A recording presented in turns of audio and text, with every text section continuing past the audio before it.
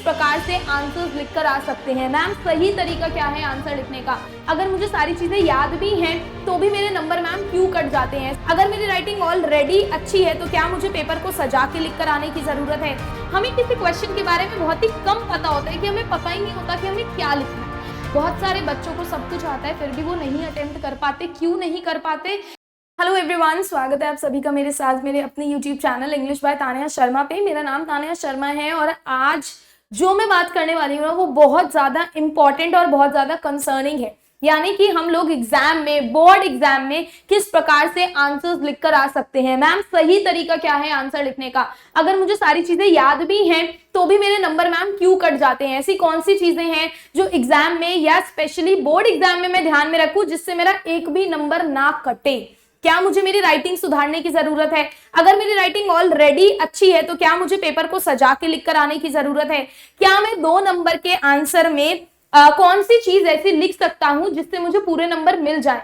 ये सारे ही आंसर्स आज आपको इस वीडियो में बच्चों मिलने वाले हैं और ये वीडियो बहुत ज्यादा इंपॉर्टेंट है। चाहे आप कोई भी एग्जाम दे रहे हो, है ना, आप 9th दे रहे हो, आप 10th का बोर्ड दे रहे हो, 12th का बोर्ड दे रहे हो, 11th में हो, कोई भी एग्जाम आप लोग दे रहे हो, यहाँ तक कि कॉलेज टाइम पर भी अगर आप कोई अपना एग्जाम अटेम्प्ट कर रहे हो तो ये वीडियो आप लोगों के लिए बहुत ज्यादा इंपॉर्टेंट होने वाली है। बहुत बार बच्चों ऐसा होता है कि हमें सब कुछ आ रखा होता है ना, हमने सब कुछ पढ़ रखा होता है, बट उसके बावजूद हम लोग अपने आइडियाज को उस तरीके से प्रेजेंट करके नहीं लिख पाते। हम खुद ही नहीं कॉन्फिडेंट होते कि हमें नंबर मिलेंगे। राइट? क्यों होता है? 2 रीजंस की वजह से होता है। एक, पहला ये कि नहीं तो हमें पर्टिकुलर क्वेश्चन के बारे में बहुत ज्यादा पता होता है, इसलिए हम लोग मिस हो जाते हैं कि कौन सा पॉइंट हम कहां पर लिखे, कौन सा पहले लिखे, कौन सा बीच में लिखे। या हमें किसी क्वेश्चन के बारे में बहुत ही कम पता होता है कि हमें पता ही नहीं होता कि हमें क्या लिखना है। इन दोनों ही केसेस में हम लोग ब्लंडर करके आते हैं और हमारे नंबर कट जाते हैं। तो आज की वीडियो का एक एक पॉइंट आप लोग ध्यान से सुनना एंड मेरा पूरा विश्वास है कि आप लोगों को ये चीज डेफिनेटली हेल्प करने वाली है। अब देखो यार, सबसे पहले तो ना एक सीक्वेंस को फॉलो करना बहुत ज्यादा जरूरी है। अब आप लोग बोलोगे मैम ऐसा तो कुछ नहीं है, हम तो 9 क्वेश्चन भी पहले कर सकते हैं, 12th भी आप कर सकते हो, किसी ने आपको रोका नहीं है। जैसे अगर मैं स्पेसिफिकली मेरे सब्जेक्ट की बात करूं, इंग्लिश की बात करूं मैं, राइट, तो उसमें हमारे पास 3 सेक्शंस होते हैं, है ना, reading, writing and grammar and then your literature. 3 section होते हैं। तीनों में से मैं तुम्हें हमेशा बोलती हूँ कि तुम लोग पहले लिटरेचर करो, है ना, तो तुम लोग सेक्शन में स्विच डेफिनेटली कर सकते हो। तुम हो सकता है पहले तुम यहाँ पर लिटरेचर वाला पोर्शन कर लो, ठीक है, उसके बाद तुम्हारा मन कर रहा है तो तुम लोग भैया राइटिंग वाला कर लो, एंड जनरली लास्ट में मैं बच्चों को बोलती हूँ कि लास्ट में तुम लोग अपना रीडिंग वाला कर लो। बट इसके अंतर्गत जो क्वेश्चंस होते हैं ना उनको ट्राई करो एक स्ट्रक्चर में लिखने का, है ना। अगर मान लो लिटरेचर वाला तुम लोग अटेम्प्ट कर रहे हो तो तमीज से अटेम्प्ट करो, यानी कि अगर क्वेश्चन नंबर पहला है तो उसे पहले पे अटेम्प्ट करो, दूसरा है तो दूसरे पे अटेम्प्ट करो। ये नहीं है तुम 5वां कर रहे हो फिर तुम 9वां कर रहे हो फिर तुम ये चीज ना देखने में थोड़ी सी अजीब सी लगती है और मानो या ना मानो एग्जामिनर थोड़ा सा फ्रस्ट्रेट इस पॉइंट पे हो सकता है। दूसरी चीज क्या है यार, तुम लोगों को ना पता नहीं है कौन से क्वेश्चन में कितना लिखना है, राइट, यानी कि 2 नंबर का भी क्वेश्चन है, 3 का भी है, 4 का भी है, 5 का भी है, तो मैम इसमें हम कितना लिखें, क्या लिखें? देखो 2 नंबर का क्वेश्चन होगा, ऑब्वियसली तुमसे किसी चीज की डेफिनेशन पूछी गई होगी, तो बहुत ही छोटी सी चीज तुम लोगों से पूछी गई होगी, राइट। हम लोग क्या करते हैं, 1 वर्ड आंसर कराते हैं। इवन अगर 1 नंबर का भी क्वेश्चन है हम लोग 1 वर्ड आंसर कराते हैं। Avoid doing that right now. आप लोगों को करना क्या है, यहाँ पर 1 मार्क कर जो आपका क्वेश्चन आएगा उसमें आप लोगों को एटलीस्ट एक डेफिनेशन, एक स्टेटमेंट लिखनी ही है, ठीक है, ज्यादा, एक से ज्यादा आपको नहीं लिखनी। अगर आपका 2 नंबर का क्वेश्चन है, ट्राई करो कि 2 से 3 लाइन, यानी कि 2 पॉइंटर्स तो आपको लिखकर आने ही पड़ेंगे, बट आप एक एक्स्ट्रा लेकर चलो, आप 3 लिखकर, ठीक है। तो जितने नंबर का क्वेश्चन है एटलीस्ट उतने पॉइंट्स तो ट्राई करो कि आप लोगों को इंक्लूड करने ही करने हैं। अगर आप लोग पॉइंट फॉर्म में कंफर्टेबल हो तो आप उसमें लिखो, पैराग्राफ में कंफर्टेबल हो आप उसमें लिखो। अगर 3 नंबर का क्वेश्चन है लेट्स से, तो 3 पॉइंट्स तो आपको लिखने ही लिखने हैं, है ना। अगर मैं बोल दूं यहाँ पे कि भाई लेंचो ने पोस्ट ऑफिस के एम्प्लॉयज को बंच ऑफ क्रूक्स क्यों बोला, राइट, तो अब यहाँ पे पूरा इतिहास नहीं समझाने बैठ जाओगे 3 नंबर के क्वेश्चन में कि भाई वो तो ऊपर घाटी पे रहता था, फिर बारिश हो गई, फिर हेलस्टोन्स आ गए, फिर उसकी क्रॉप्स तबाह हो गई। ये सब आपको ऐसा कुछ भी नहीं लिखना है क्योंकि वो पूछा ही नहीं गया। वो आपसे सीधा पूछ रहे बंच ऑफ फ्रूट्स क्यों बोला गया है ना। तो आप सीधा अपनी स्टोरी शुरू ही वहां से करोगे कि भाई लेंचो की क्रॉप्स डिस्ट्रॉय हो गई थी, लेंचो ने गॉड को लेटर लिखा। तो इस तरीके से आपको अपने 3 पॉइंट्स इंक्लूड करने। हद मार के 3 नंबर में 4 पॉइंट्स लिखाओ। अगर 4 नंबर का क्वेश्चन है तो 5 पॉइंट लिखाओ, 5 नंबर का क्वेश्चन है तो 6 पॉइंट लिख आओ। अब यहाँ पर जैसे कि मैंने बताया हमेशा दो चीजें होंगी, नहीं तो आपको एक क्वेश्चन के लिए बहुत ज्यादा आता होगा, नहीं तो आपको बहुत ही कम आता होगा। दोनों ही केसेस में आपको क्या करना है, कीवर्ड्स लिख लेने हैं। ये वाली चीज मैंने आपको अभी जब आपके सीनियर्स बोर्ड एग्जाम दे रहे थे उन्हें भी बताई थी मैंने कि जो आपकी शीट है उस पे एक लाइन बना लो, या तो आप लास्ट शीट पे चले जाओ, लास्ट शीट पे नहीं भी जाना, आप उसी शीट पे एक लाइन बना लो, जैसे मैथ्स के पेपर में बनाते थे ना अपन, कि शीट है एक लाइन बना ली, वहीं पे अपनी कैलकुलेशन कर रहे हैं, पेंसिल से लाइन ड्रॉ करो और पेंसिल से ही अपने कीवर्ड से मेरा मतलब क्या है, पॉइंटर्स से, ठीक है, कीवर्ड से मेरा मतलब है अपने जो आपके पॉइंटर्स है ना वो लिख लो, ठीक है, कि भाई इस क्वेश्चन से रिलेटेड मैं क्या क्या चीजें लिख सकता हूं। लेट्स से मेरे पास एक क्वेश्चन है, ठीक है, अब इससे रिलेटेड मैं क्या क्या लिख सकता हूं, क्या मैं यहाँ पे पोस्ट ऑफिस वाली बात लिख सकता हूं, ठीक है, पोस्ट मास्टर के हंसने वाली बात लिख सकता हूं, मैं यहाँ पर उसने पैसे किस तरीके से कलेक्ट करे ये लिख सकता हूं, मैं यहाँ पर उसको 70 पैसे उस गए ये लिख सकता हूं। मतलब बेसिकली आपको यहाँ पे पेंसिल से कीवर्ड्स बना लेने कि एक आंसर के अंदर आप कौन कौन से वर्ड्स, कौन कौन सी चीजें लिख सकते हो, एंड फिर आपको उन्हें प्रायोरिटाइज करना है, प्रायोरिटी देनी है कि अब मेरे को यहाँ पर अगर 4 नंबर का क्वेश्चन है, 5 पॉइंट लिखने हैं, मेरे यहाँ पर कीवर्ड है, किसको मैं पहले लिख सकता हूँ, किसको मैं बाद में लिख सकता हूँ।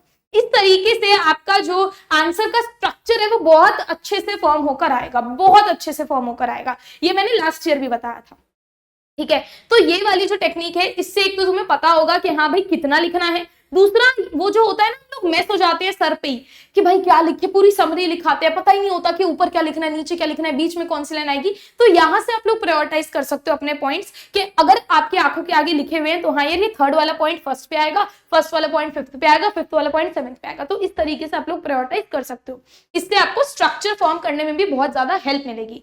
नेक्स्ट चीज है, आपके क्वेश्चन में हमेशा पूछा जाता है व्हाट, हाउ एंड व्हाई, है ना, इस टाइप के क्वेश्चन होते हैं। किसी ने किया तो ऐसा क्यों करा, चाहे वो कोई भी सब्जेक्ट हो, इंग्लिश हो, सोशल साइंस हो, साइंस हो, है ना, क्यों किया, कैसे हुआ, क्या हुआ। तो इन चीजों को ध्यान में रखना, अगर क्या पूछा है तो क्या का ही जवाब देना, क्यों का जवाब नहीं देना, क्यों पूछा है तो हाउ का जवाब नहीं देना, कैसे का जवाब नहीं देना।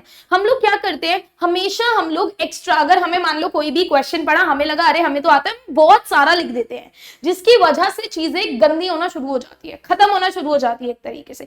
वो आप लोगों को नहीं करना है, ठीक है। तो आप लोगों को ध्यान रखना है कि आपसे पूछा क्या गया है। लेट्स से अगर वाई पूछा गया है और अगर 3 मार्कर का क्वेश्चन है, तो आप एक लाइन में उसका रीजन दे दो कि भाई ऐसा हुआ तो क्यों हुआ, समझ में आया। अगर आप लोगों से व्हाट पूछा गया तो सिर्फ आप व्हाट ही एक्सप्लेन करो कि क्या हुआ, है ना, लेंचो के साथ क्या हुआ, बस वही एक्सप्लेन करना है। जितने नंबर का क्वेश्चन है उतने ही पॉइंट लिखो, हद मार के अगर ज्यादा पॉइंट है आपके दिमाग में तो एक एक्स्ट्रा पॉइंट लिखो, है ना। बट ये नहीं है कि आप वर्ड लिमिट को एक्सीड करते जा रहे हो। तभी ऐसा बहुत बार होता है कि बच्चों को सब आता है पर उनका पेपर छूट जाता है। क्यों? क्योंकि किसी किसी क्वेश्चन में तो वो जरूरत से ज्यादा लिख देते हैं और किसी किसी क्वेश्चन को अटेम्प्ट ही नहीं कर पाते।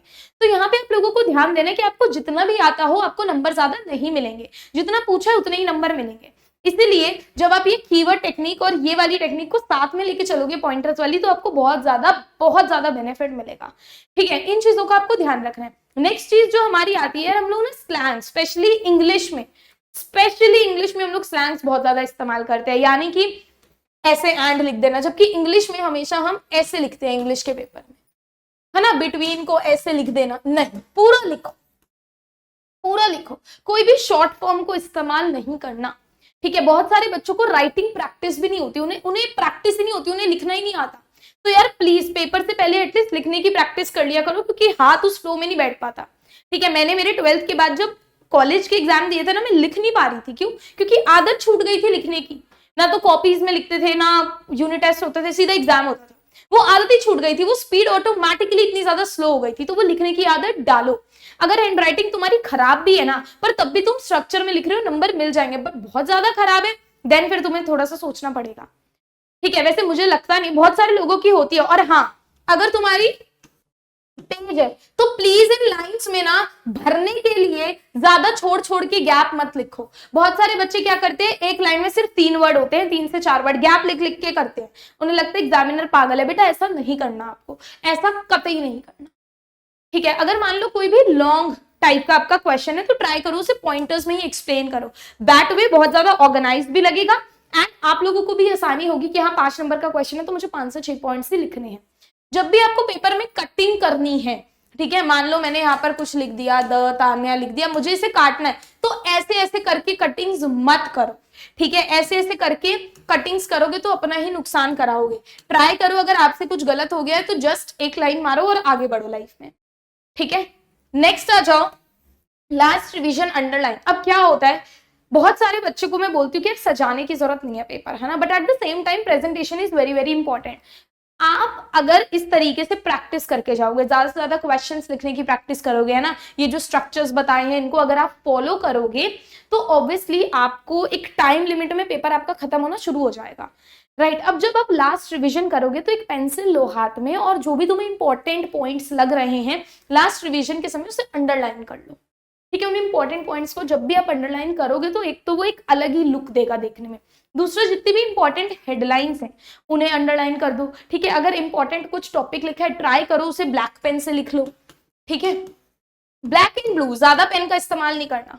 जो भी हेडिंग्स है उन्हें ब्लैक पेन से लिख दो और जो भी पॉइंटर्स है वो अपने ब्लू पेन से कर लो। जो भी बहुत ही इंपॉर्टेंट है उसे अंडरलाइन कर दो। जो भी डायग्राम्स बनाओ, जैसे साइंस में तुम लोग बहुत ज्यादा डायग्राम्स बनाते हो, उन्हें तुम लोग पेंसिल से बनाने की कोशिश करो, ठीक है। तो ये सारी चीजों का ध्यान रखो। अगर आप इन सारी चीजों का ध्यान रखते हो, आप देखोगे कि आंसर्स बहुत अच्छे से लिखकर आ रहे हो। बहुत सारे बच्चों को सब कुछ आता है फिर भी वो नहीं अटेम्प्ट कर पाते। क्यों नहीं कर पाते? क्योंकि उन्हें पता ही नहीं है आंसर कैसे लिखना है ना, तभी उनके नंबर, उनकी एक्सपेक्टेशन जितने आ ही नहीं पाते और फिर वो बाद में रोते हैं। तो हमेशा ट्राई करो, जब भी कोई क्वेश्चन है, चाहे इंग्लिश में लेटर राइटिंग हो, एसे राइटिंग हो, है ना, इन सारे टॉपिक्स पे हमारे दिमाग में नहीं तो बहुत पॉइंट आएंगे, नहीं तो बहुत कम पॉइंट आएंगे। हर एक केस में आपको क्या करना है, एक लिस्ट बना लेनी है अपनी कीवर्ड की। जो जो आपको क्वेश्चन पढ़ के दिमाग में आ रहा है उन्हें आप साइड में लिखते जाओ पेंसिल से, और फिर प्रायोरिटाइज करो कि मुझे ये वाला पहले लिखना है, दूसरा वाला पहले लिखना है। अगर आपके दिमाग में लेट से बहुत कम पॉइंट्स हैं कि अब क्या करूं, मुझे तो इस क्वेश्चन के बहुत कम पॉइंट्स पता है, तो सबसे स्ट्रॉन्ग पॉइंट जो है ना आपका, मान लो 3 ही पॉइंट पता है, उन्हें सबसे ऊपर लिखो। स्टार्टिंग करो स्ट्रॉन्ग से, एंड करो स्ट्रॉन्ग से, बीच में कुछ 1-2 वीक पॉइंट डाल दो, चले, ठीक है। तो इस तरीके से अटेम्प्ट करके देखो, थोड़ा सा इस स्ट्रैटेजी को अपना कर देखो और मुझे बताना कि क्या डिफरेंस आया, ठीक है गाइस। चलो, so I will see you guys next time. Thank you so much and all the best.